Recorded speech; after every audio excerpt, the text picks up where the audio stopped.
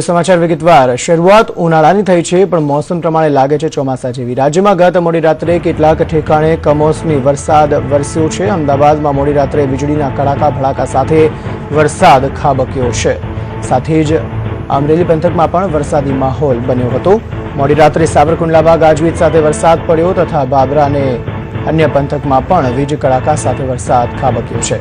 સૌરાષ્ટ્રમાં અનેક ઠેકાણે વરસાદી માહોલ બન્યા હોવાના પણ સમાચાર છે। ગાંધીનગરના દહેગામ અને ભાવનગરમાં પણ મોડી રાત્રે કમોસમી માવઠું પડ્યું।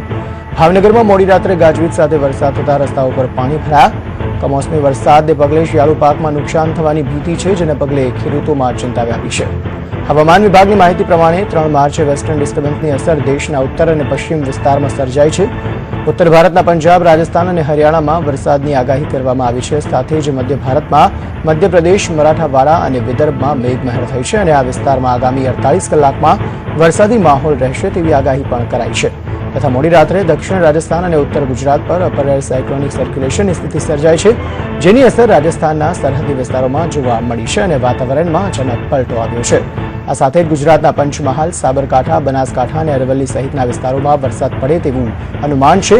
साथ ही पूर्व गुजरात तथा पश्चिम मध्यप्रदेश में वरसाद पड़े तेवी पण संभावना व्यक्त कराई छे।